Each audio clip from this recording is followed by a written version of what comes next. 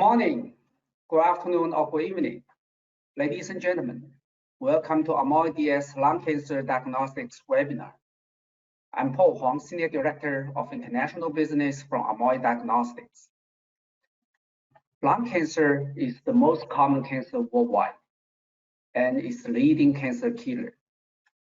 However, there has been great progress in the management and treatment of lung cancer, especially for non-small cell lung cancer in the past decade. The discovery of genomic alterations in lung cancer has led to the development of targeted therapies. Since 2004, the first molecular EGFR TKI approved, there are increased actionable targets and multiple drugs for non-small cell lung cancer. In just these 2 years, US FDA has approved therapies for NTRK, RET, and MET genes. Last month, in May, the FDA has approved the first therapy, mGene's sotorasib, for non-small cell lung cancer with KRAS G12C mutation. As you know, KRAS is the largest oncogenetic driver in lung cancer and has been considered as undruggable target for decades. The approval is the breakthrough and provides new tool for lung cancer targeted treatment. Because of this progress, the current guidelines, such as NCCN guideline, recommend broad molecular profiling to test multiple targets to determine treatment options for lung cancer patients. For value-based testing of all actionable targets, AmoyDx developed pan-lung cancer PCR panel, an innovative multiplex PCR solution for lung cancer genomic profiling. This multiplex PCR panel allows the detection of 167 alterations in 11 genes with tissue samples and perform the analysis on common real-time PCR instruments in a short turnaround time. It is an affordable, interpretable, and commonly used molecular testing of lung cancer targetable genes, which offers rapid testing and cost effectiveness for lung cancer patients. The 11 gene panel has been included in LC-SCRUM Asia genomic screening and already tested more than 2,000 patients in Japan with high concordance comparing with Thermo Fisher Ancoma NGS assay. Today, we hold this webinar to introduce you this superior panel, this innovative multi-gene testing kit for non-small cell lung cancer by qPCR technology. I'm glad to see that the attendees from over 30 countries joined the webinar today. Now let me just give you a brief introduction to AmoyDx. Amoy Diagnostics is the pioneer and globally leading company in the field of molecular diagnostics for precision oncology, focusing on companion diagnostic product development and commercialization. A rich product portfolio has been established with dozens of products approved by China NMPA, EU Authority, Japan PMDA, etc. Currently, patients in over 60 countries are benefiting from Amoy products. With multiple technological platforms and full range of companion diagnostic products, AmoyDx has become an important diagnostic partner for many pharmaceutical companies over the globe. Again, welcome to AmoyDx Lung Cancer Diagnostic webinar. I believe that through it, you will get valuable information about AmoyDx multi-gene PCR diagnostic solution for lung cancer patients. Next, I would like to introduce you my colleague, Dr. Matthias Müller, our medical director, to moderate today's webinar. Matthias, please. Yeah, also welcome from my side. So good morning, good afternoon, good evening to everybody. Yeah, we have an interesting webinar today. We are planning for 1 hour and 20 minutes. And if all presentations are done and if all questions are answered, I would not mind to make it shorter. I think nobody would mind, but I think we plan with a maximum of this 1 hour and 20 minutes. We have basically, after this introduction from Paul, 2 presentations. The first one is to introduce the kit with background information on clinical issues, to introduce the panel in detail, and also to show some competitive advantages. And the second is more a practical example of somebody who used the kit, who can give us some information. Okay, so then I would like to start. Finish first, so you can ask questions anytime. There's a question function in your on your computer in this webinar, and there you can put your questions anytime, and we will collect them during the meeting, and afterwards we try to answer them all. Okay, I would love to prefer to have in-person interaction, but this is unfortunately not possible, but this is the best we can do at the moment. So with further ado, I would like to transfer now the computer responsibility to my colleague, Daniel Giner, who is the business manager from Europe and who has also a lot of technical experience from his professional past. So I would like him to now give an overview of the panel. Danny, please. Okay, so yeah, thank you very much, Matthias. Good morning, good afternoon, good evening, everybody. I would like first to thank you all for your interest in this webinar. The Amoy Diagnostics Pan-Lung Cancer PCR panel is a unique product in the market, gathering the benefits from 2 worlds, qPCR and NGS, as we will see later. In the next half an hour, we will review the current situation of the lung cancer testing market and what are the real clinical needs, allowing us to understand the benefits of this product. We will also review the technical features of this panel, as well as the clinical data supporting its implementation as a routine tool within the lung cancer testing labs as an ideal first-line diagnostic assay. Let's start by understanding the impact of the lung cancer in our society and what's the current situation of the lung cancer testing market. An estimate 19 million adults in the world were diagnosed with cancer in 2020, from whom over 2 million were diagnosed with lung cancer. That means lung cancer is the second most common cancer in the world, but very close to the most common one, that is breast cancer. However, as we can see in the P chart on the right, lung cancer is the leading cause of cancer death, representing 80% of total. In fact, the 5-year survival rate in lung cancer is less than 20%.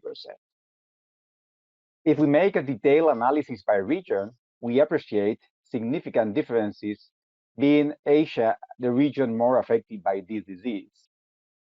Close to 60% of new lung cancer cases are from Asia, which it represents 3 times more of cases than the second more prevalent region, that is Europe, with 21%, with close of 500,000 of new cases every year.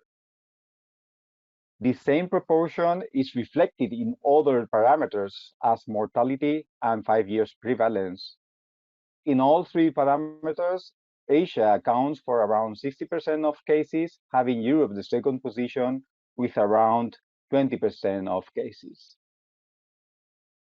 These numbers clearly reflect the impact of this disease on our society globally, but especially in Asia and Europe. But how the disease is managed routinely in the hospitals and laboratories? In 2020, the International Association for the Study of Lung Cancer carried out a survey to understand the molecular testing rate on lung cancer patients in different world regions. As we can see in the results in this slide, 64% of survey respondents consider that more than 50% of the lung cancer patients are molecularly tested in their clinic.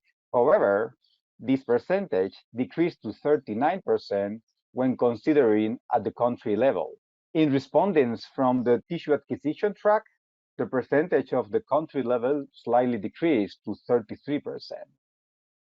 When considering the kind of molecular testing used, more than 50% of the respondents consider multiplex technologies are more prevalent, especially in the regions like US with 71% and Europe and Asia with 55%.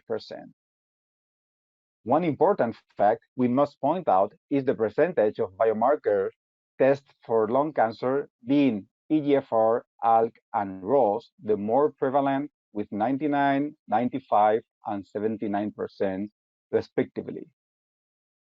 The fourth more common biomarker, that is BRAF, decreased below 50%.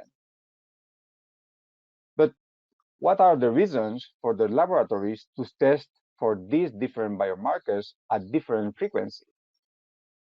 To find an answer, we need to understand first what's the most frequent genetic alterations finds in non-small cell lung cancer. In this slide, we can see the frequency of genetic alterations in Caucasian and Asian patients.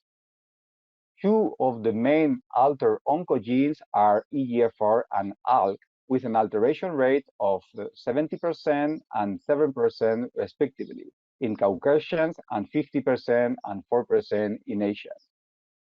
It's interesting to see the slightly differences in the genetic alteration frequency depending on the ethnicity.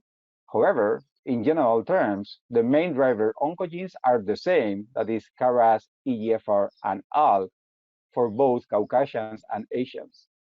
But in the previous slide, we saw that only 46% of the patients molecularly tested were tested for KRAS, when the frequency of aberration in this gene is 25% and 80% in Caucasian and Asian respectively. So what's the reason for that? And if we want to understand the reason, we need to review the treatment options available in the market. As has pointed out very well at the beginning, for KRAS, that is one of the main biomarkers altered in this kind of disease, there is only one drug approved for this specific biomarker. However, when we focus on biomarkers like EGFR and ALK, we can see that these many drugs are already approved for these specific biomarkers. So in green, we can see all the drugs approved for these specific biomarkers. In black, what we can see is the drugs under investigation that should be approved. So as we can see here, EGFR, ALK, and ROS are the most important ones in terms of treatment because we have several drugs that are approved for these biomarkers. And especially when we talk about EGFR, as we already know, there is many different drugs generations that can be used for different kind of alterations, like, for example, osimertinib for EGFR T790M mutation. But what the clinical guidelines say about the molecular testing? So when we follow the clinical guidelines, the NCCN guidelines, and we focus on what is recommended for the advanced and metastatic disease, we see that independently on the histologic subtype, in both cases, we recommend the molecular testing that includes EGFR, ALK, KRAS, ROS, BRAF, NTRK 1, 2, 3, MET, and RET. So it's recommending to do multi-gene testing for all these biomarkers in order to have all the information needed to decide which treatment should be offered to these patients.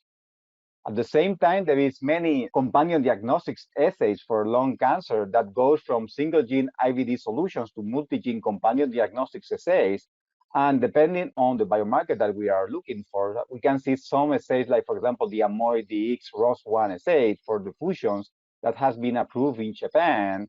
And we have also some bigger panels, like, for example, the Foundation One companion diagnostic that has been already approved as companion diagnostics for many different biomarkers within the lung cancer. But what is the current status of the biomarker testing in the laboratories?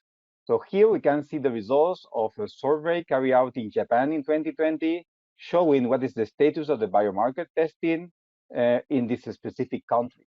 So as we can see here, 63% of the samples molecular testing has been already tested for 4 different biomarkers, that is EGFR, ALK, ROS, and BRAF. And only a small proportion, 2% of the market of the samples is only tested for EGFR. So we can see that there is, it's very important to have the molecular testing of several biomarkers for the same patient. And when we try to understand which kind of technologies use as a first line, we see that the single gene assays like the RT-PCR, FISH, immunohistochemistry are used in 56% of the cases. NGS is used only in 39% of the cases, so we can see that in general, the trend within the biomarker testing, we see that there is a need of multi-gene testing, but many labs continue using sequential single-gene testing, and only a few of them have started using next-generation sequencing as technology. But when we try to understand if this sequential testing can satisfy the clinical needs, we can see that this way of working cannot satisfy the clinical needs. And the reason is due to 2 reasons. The first of them is the long turnaround time of doing sequential testing. So as you can see here, if we start doing several tests of single biomarkers, and after getting the results, we decide to move forward to the next biomarker test, at the end, the total turnaround time is more than 7 days, and we cannot have all the information in a short turnaround time to take a decision about the treatment of this patient as soon as possible. That's the first problem. The second problem is related with the limited specimen.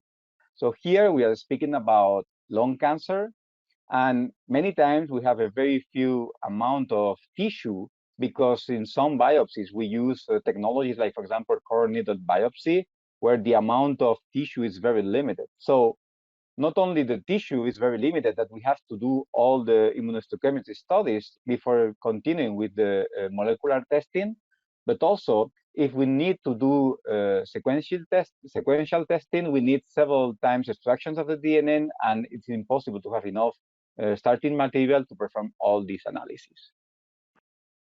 So from one side, we have increasing clinical needs requesting to analyze an increased number of biomarkers. So we have already seen that the clinical guidelines recommend several biomarkers testing, but on the other side, laboratories must choose between different technologies without affecting too much on the operative work within the lab. That is, we need to think about the limited resources for new technologies. We need to think about the limited availability of technicians.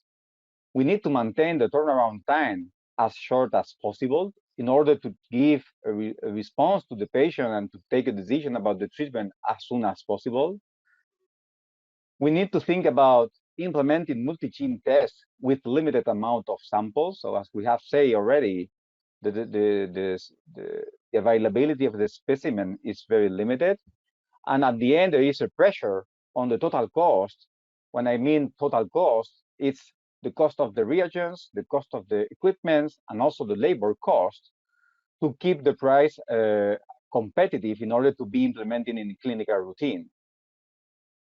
So when we analyze the market and we see which multi-gene panel solutions are available in the market, we can find solutions based on 2 different technologies, qPCR panels or NGS panels. In both cases, we can analyze multi-gene biomarkers at the same time in one assay, and we will get the information from all these biomarkers at the same time. But these 2 technologies are completely different. So from one side, we have PCR that allows to have a short turnaround time. Normally, we can get the results within 1 day. The total cost of this technology is normally lower compared to NGS, not only because the reagents, but also to all the additional reagents and infrastructures needed to implement NGS. Another very important thing is to have a high success rate of testing. And well, as we already know, sometimes it's very difficult to have a good quality samples to be able to perform some kind of complex analysis like NGS. It's also very important to have something to work with the technology with sample operation, because as I said before, the number of technicians in the labs are limited, and also the expertise of the technicians are limited. So it's always easier to work with easy technologies instead of implementing new high complex technologies like NGS. And finally, we need to think that we need to have access to as many labs as possible. So when we think in the small and mid-sized labs, many of them, they don't have access to the high complex and expensive technologies like NGS. So we can see here that many of the points using qPCR technologies are has a benefit compared to using NGS panel that are very useful technologies with a lot of information that can be provided, but at the same time, it's a technology that is not convenient for everybody. So that's the reason why Amoy decided to develop the AmoyDx lung cancer panel. So based on the comparison, on the previous comparison, Amoy has decided to develop this technology that combines the advantages of the two technologies, qPCR and NGS. So the Amoy lung cancer panel, it's a panel that can give a testing solution with rapid and sensitive results. So as you can see here, when starting from DNA, RNA, the starting material, the whole protocol needs around 3 hours to get the results. This panel allowed to analyze 11 driver genes, and it offers the information that is needed to take a decision about the treatment. If we take into consideration also the workflow needed to start with extraction of the DNA and RNA from the tissue sample, it takes around 4.5 hours. In total, the total turnaround time to perform this analysis is around 8 hours. So it allows to get the results the same day. That's very important when we need to have a quick response and to take a decision very quickly. This panel can detect, as has been already said, 167 variants of 11 genes, starting from tissue, DNA, RNA samples. So here we can see the list of all the genes included in this panel: ALK, NTRK 1, 2, and 3, ROS1, MET, RET, EGFR, HER2, RAF, and KRAS. And what is very important, we can see how many variants of each biomarkers are covered by the panel. Another very important point is that the coverage that allows the variants included in each biomarker is very high. So for example, take it as an example, EGFR, that we are covering 63 variants of this biomarker, we are covering more than 98% of the variants defined for this specific biomarker. If we take as an example also ALK, that covers 21 variants are covered, again, we can cover more than 96% of the patients. The kit structure includes 2 different H-tube strips labeled with different fluorophores, like you can see here, FRAM, VIC, and ROX. So we have one dedicated strip for RNA to detect fusions.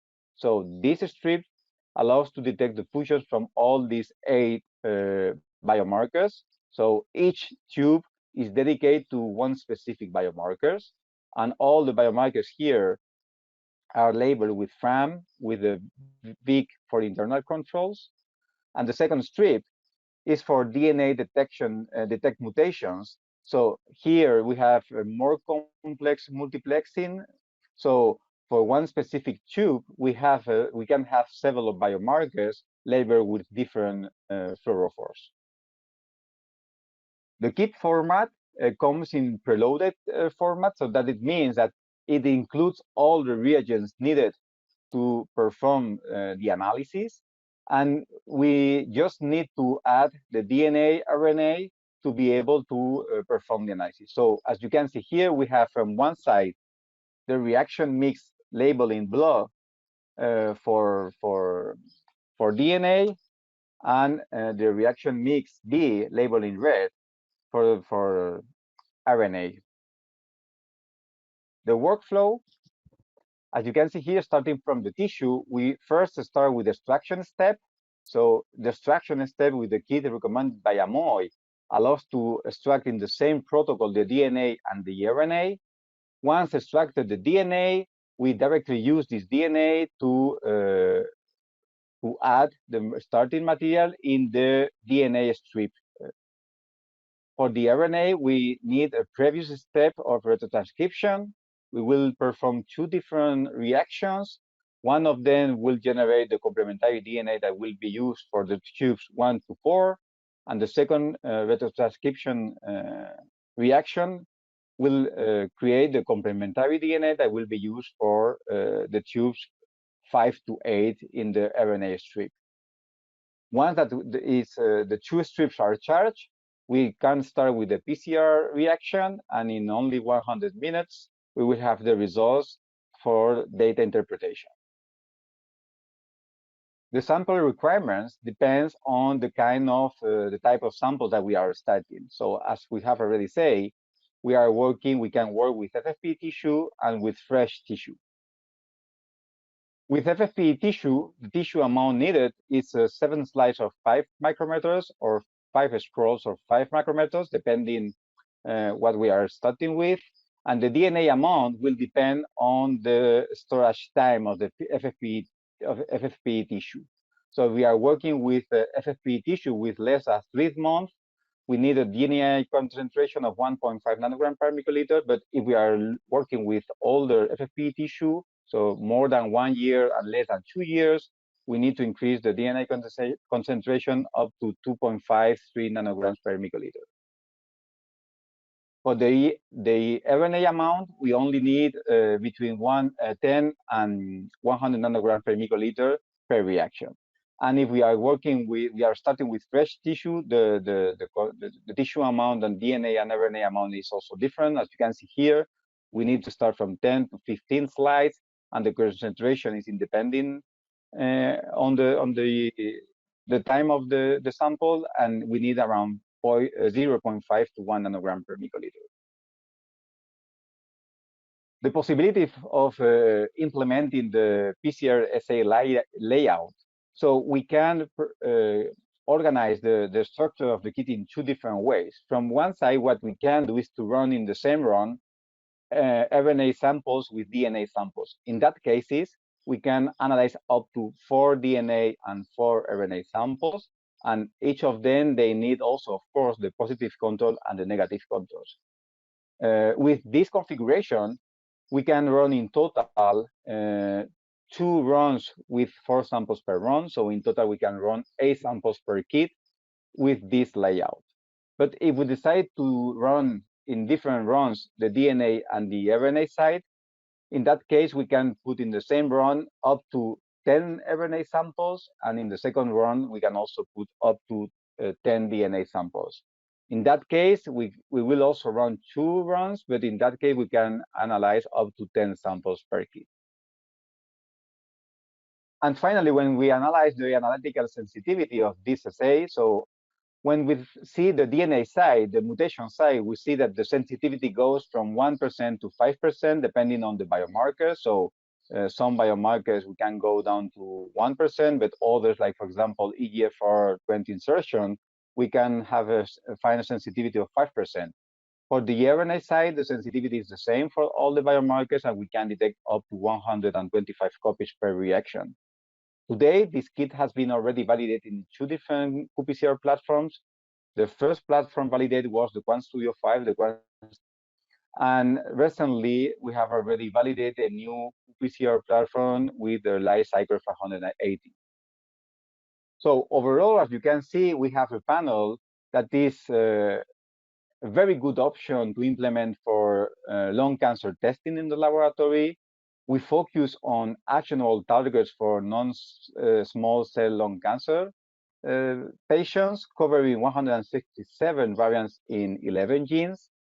is widely available because many labs are familiar and have already access to a qPCR system, so it can be implemented in many labs. It's a precise solution with high sensitivity, so as we have already said, between 1 and 5% of DNA and 125 copies per reaction for the RNA side. It's a quick solution because we can get the results within 3 hours. So taking into consideration the total workflow, we can get the results in normally 1 day. And it's a cost-effective solution because not only the cost of the reagents, but taking into consideration the total cost of all the reagents needed and the labor cost, is a very interesting solution and a very cost-effective solution. So let's move now to the data package and to see the validation that we have already performed in different countries. So the first validation that has been performed with this assay, it was an internal validation, an internal accuracy study, comparing this panel, the pan-lung cancer panel, with what we call a Amoy diagnostic multi-gene mutation detection kit panel, or 9-in-1 panel.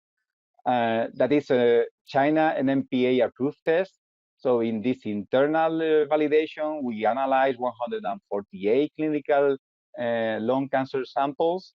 And as you can see the results here, we got a positive concordance of more than 97%, a negative concordance of more than 98%, and an overall concordance of 97%. So comparing this solution with the Amoy multi-gene mutation detection kit that has been already approved, as I say, by the NMPA, we got very good correlation results.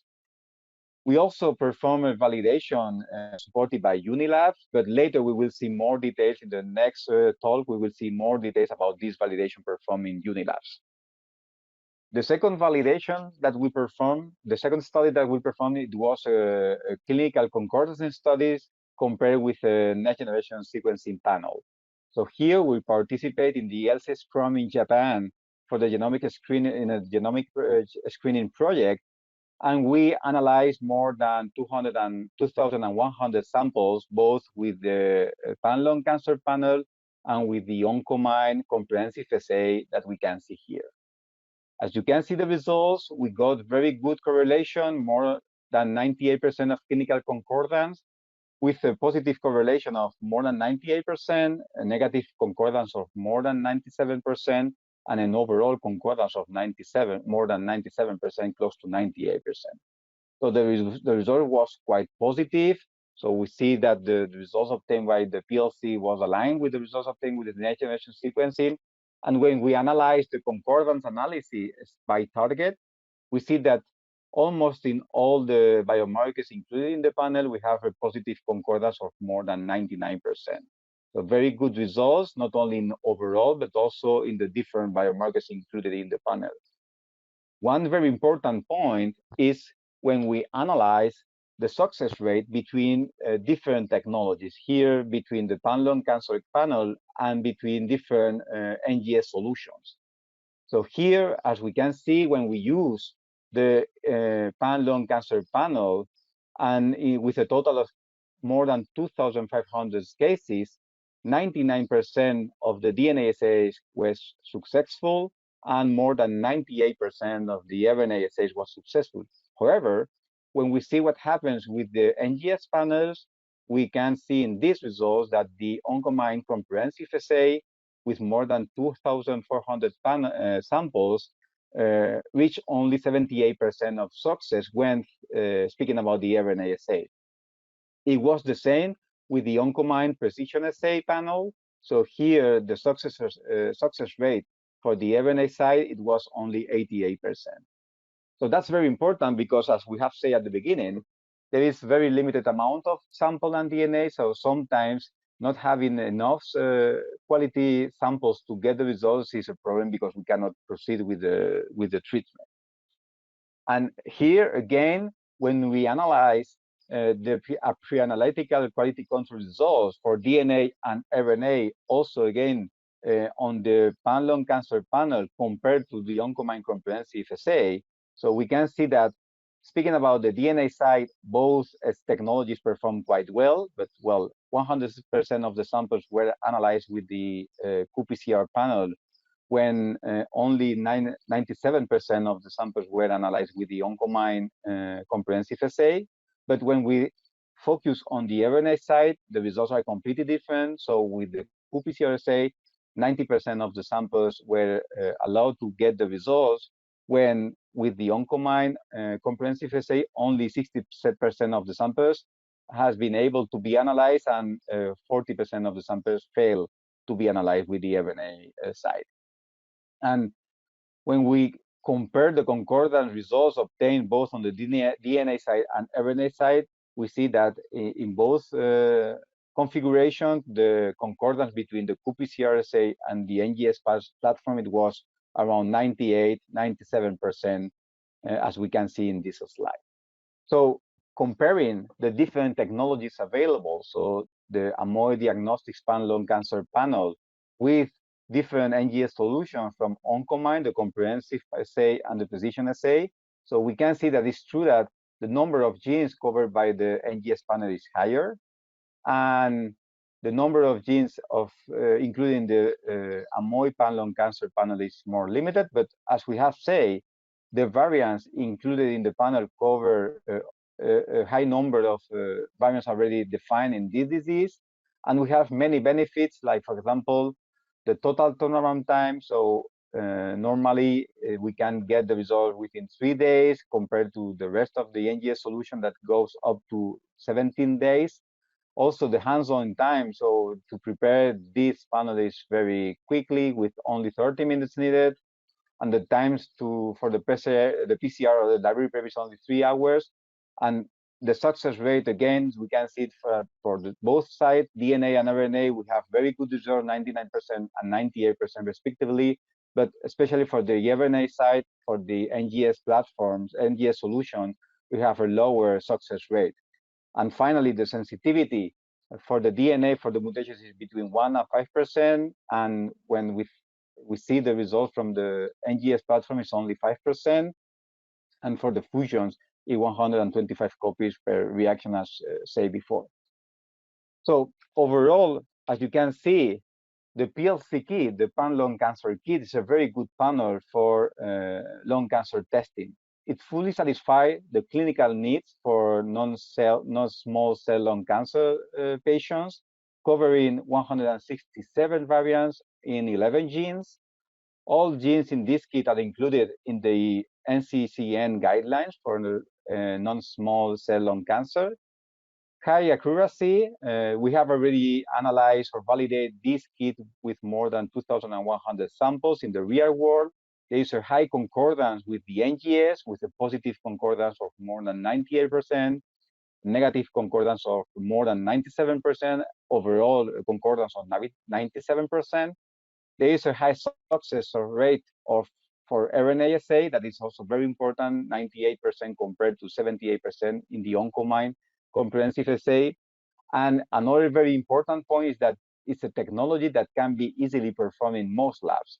The implementation on the PCR instrument is quite easy after a short training. It's a cost-effective solution, and normally in 1 day we can get the results and get the results to take a decision about the treatment. So thank you very much for your attention. I hope you have found the presentation interesting. Thank you very much. Okay, thank you, Daniel. I think it was an interesting presentation, and I would like now to hand over to the next presenter. The next presenter is Agatha Page. She is somebody from Unilabs in Denmark. She has joined Unilabs in October 2018 as a scientist, and before that she had 15 years of experience in leading research centers in Poland, the UK, and Denmark, and her specialization is in liver disease and drug development. She has a master's degree of the University of Wrocław in Poland and has also a PhD in molecular biology from the University of Newcastle. So in Unilabs, Agatha is responsible for the validation and implementation of the molecular companion diagnostic. So she is the right person for us to present the practical experience Unfortunately, she canceled her participation at a very short notice, but fortunately, we had registered her presentation before, because you never know what happens. So we will not have her personally, but we have her presentation now going on. And please, can you start her presentation? Hello, everyone, and thank you for the introduction. Today, as stated in the topic of my presentation, I'm gonna show the details of our verification of Amoy Dx pan-lung cancer PCR panel. We performed the verification on the QuantStudio Dx from Thermo Fisher. Before I'm gonna go into the details about our verification, I would like to introduce ourselves as a company. We are called Unilabs, and we are one of Europe's largest diagnostic lab networks. We perform diagnostics for both private and public sector. We have a very broad geographic coverage. We have over 250 labs in 16 countries. Most of us, our laboratories are operating in Europe. However, we still have some locations outside Europe, like in Peru, Emirates, Saudi Arabia, or Australia. We are over 12,700 employees, including 1,500 medical doctors. But what's most important, we're providing answers to over 230 million diagnostic tests a year. And however, we are not only a diagnostic company, we are also providing services for pharma. We can support pharma's drug development and diagnostic development. Within our structure, we have what we call centers for excellences, where we are specialized in particular technology or techniques where we can develop, validate, test to any of the standardized guidelines, as well as we can analyze the samples to the GCP, GLP, or ISO regulations. And we are here based in Copenhagen, Denmark, and our specialization is molecular development, molecular tests. So now moving to the main topic of my presentation, the verification of the test. Together with collaboration with Amoy, we verify pan-lung cancer PCR panel. However, we use as well another kit developed by Amoy. It is FFP DNA RNA extraction kit. This is DNA and RNA extraction. It's quite convenient, as we can at the same time extract DNA and RNA from the same sample, so we're saving material and time. We performed the verification on QuantStudio Dx on the standard blocks, 96 well 0.2 milliliter. I've been saying a lot verification of the assay, not validation, and maybe here is a little bit to introduce what's the difference in this terminology. So when we're talking validation, it is the process of defining performance specifications like stability, accuracy, reproducibility. However, when we're talking verification, it's when we're confirming those existing already performance specifications. So we confirming that the requirements for specific intended use has been fulfilled.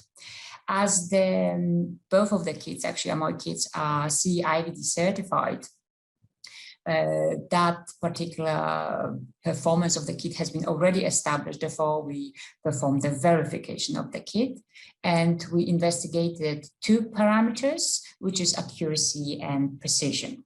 I will talk a little bit more about those two parameters, but first, important thing for every verification and validation is to find suitable sample material, especially when it comes to the patient samples. We were quite lucky that we've managed to get patient material from non-small cell lung cancer. We found 7 patients with 7 different mutations. Those samples have been clinically and pathologically assessed. All the genetic variations have been confirmed by next generation sequencing, and the sample haven't been stored for longer than 2 years in the fridge, in the cold temperature, which is a requirement for stability for this test. However, here we have only 7 variants, and obviously with the vast 167 mutations detected by Amoy, it's not many. Therefore, we decided to move to the commercial samples where we could we could check the performance of another wider, broader range of the genetic alterations. So here we have the 6 commercial reference controls which we purchased. The first 2 for the RNA fusions. Those 2 samples, they contain exactly the same genetic material, the same alteration, the same RNA fusions. However, the difference is that the first control is FFPE. It's a tissue scroll or a cell line scroll where we can nicely verify the whole process from the extraction of the PCR. We also obtained the wild type sample for those particular fusions to see if the positive signal comes from the true positive and not false positive expression. And then we move to DNA mutations. We purchase EGFR gene-specific multiplex reference standard, which contains those 4 variants of EGFR, and all the variants are having the same allelic frequency, which is 12.5%. We have also the wild type reference standard for all those genetic mutation. Just for the reference, actually, there was a BRAF mutation in the parental cell line, which were used to create a standard reference, and actually we were able to detect that with Amoy as well. And the last standard which we obtained was quantitative multiplex reference standard. This is the range of the mutation it covers. It is quite similar to the standard number 4. However, the difference is that it has the wider expected allelic frequency, and some of the frequencies are quite low to the limit of detection, which is really nice for us to actually check performance of the kit just quite close to the sensitivity level. For each verification and or validation, we're writing validation study plan, and at the same time we have to set up acceptance criteria to see when the validation verification is performed successfully. The first kind of set of acceptance criteria is for the run, to make sure that the run and the assay performs correctly through the controls, to make sure that all the controls are valid. All the controls here stated, they come from the Amoy's kit. So we have a negative control, which obviously have to be negative of 36 CT value. Positive control, there's a positive control for every single well and signal for the assay, and it's below, it has to be below 25. And what's really nice about the kit is that it has 2 controls to see the quality of the sample, which we for which we try and detect the mutations and RNA fusions. And we have for RNA, we have RNA internal control to check the RNA quality. And then for DNA, we have DNA external control. So what's the accuracy? So for the accuracy, the acceptance criteria which we set up was 100% agreement in fusion and mutation, and it's the status for the just the outcome, which is negative and positive, not the CT value. And the agreement should be between the documentation provided by the provider of our manufacturer of the samples and to analysis performed at Unilabs. And when I'm talking documentation, is all the certifications provided by the manufacturer stating what mutations are present in particular sample material. For the precision, again, our acceptance criteria was 100% in reproducibility and fusion and mutation status. Again, positive and negative outcome. But on the top of it, we also set up kind of acceptance criteria for coefficient of variation for CT value, CV percentage, which we aim to be less than 10%. And this value, this 10%, comes actually from, again, from the kit insert from Amoy panel, where during the reproducibility testing, that was the value which was obtained. So we were trying to recreate it. So here it's an example of the screenshot from the QuantStudio DX, how the results look like. We have amplification plot, as well as we have the plate layout. With the plate layout, we can see that half of the plate is dedicated for RNA fusion, half of the plate is dedicated for DNA mutation. We can run simultaneously 4 samples for both to detect all the changes, possible changes. For each samples, we can generate 23 results, 8 for RNA fusions and 15 for DNA mutations. So we can see 1 to 3 results for each well. And of course, we also have the controls. For example, here we have the additional control, internal control for RNA quality. And here in those wells, we have the controls for DNA quality. So when we're talking about the accuracy, and it's the closeness of agreement between the measured value and the accepted reference value. And as I mentioned before, our reference value is all the certification provided by the manufacturers of the or suppliers of the samples. And those certifications were created based on the next generation sequencing detection of those particular mutations. During our accuracy performance, we investigated 13 samples covering 22 mutations. And then we calculated concordance, which is percent agreement with the expected results. And what we saw that all the accuracy in all the samples show 100%. So we're really happy with those results. And next we moved on to precision testing. So first, what precision is? Precision is to investigate how close is particular results when the same sample, the aliquot of the same sample, is analyzed multiple times. And there are a few ways how to investigate precision. We have the intra-run precision, when we're checking variability when the sample is analyzed in one run. So as we can see here, on one run, we have 3 aliquots of the same sample, 3 replicates. We can also check reproducibility or precision as inter-run precision, and it's the measurement of the variability when the same specimen is analyzed in more than one run. So as presented here on the picture, when one aliquot is analyzed on every single, on a different plate. And what we also investigated in this particular setup, we investigated inter-run 3 samples, 3 replicates over 3 runs, but at the same time we introduced inter-day precision. So we perform each run on different day, and we introduce inter-operator precision when every single run on every single day was analyzed by a different lab technician. So here are our results for intra-run assay. As I mentioned, we first investigated 3 commercial reference standards, first for the RNA fusion.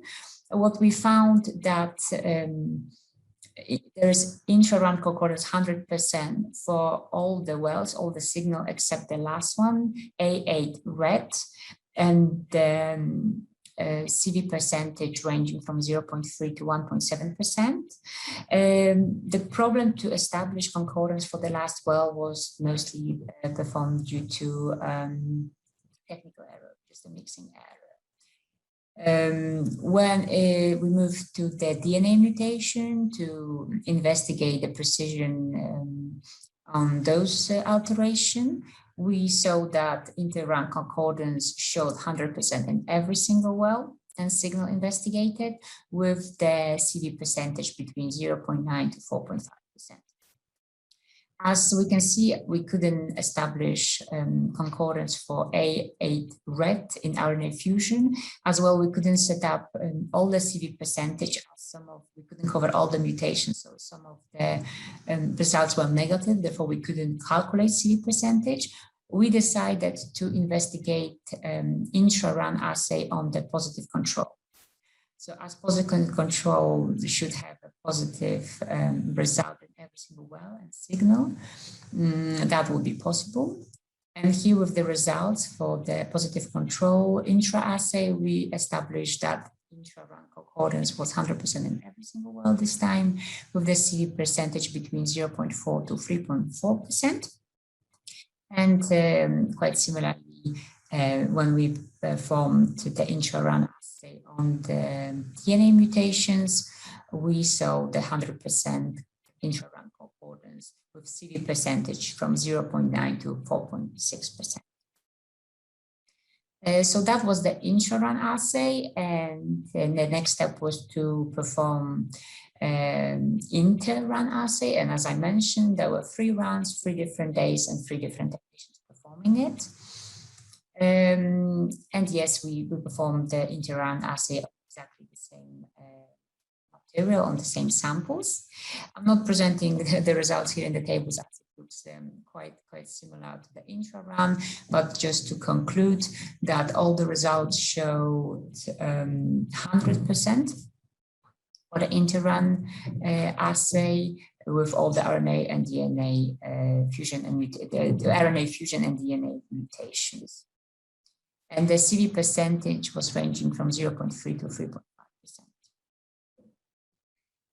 So just to conclude, we performed the verification of the panels together with the DNA extraction performed by the kit from the kit supplied by Amoy as well. We performed the verification over 12 runs on 9 days, over 9 days by 3 different technicians. And what we could conclude from our verification, that we found that 100% accuracy in mutation and fusion in the analyzed samples. And we found 100% precision concordance in both inter-run, intra-run for all wells and signals for DNA mutation and RNA fusions. And all the CV percentage value were below 5%. And what does mean that all the parameters fulfill all the acceptance criteria which we set up in our mutation study plan. And just to conclude that because of all of those good results, the verification of the method was successful. So this is my last slide. This is our contact details for Unilab serving pharma. We are based here in Copenhagen in Denmark, and this is my contact details as well if someone has any further questions for the presentation. Thank you very much for your attention.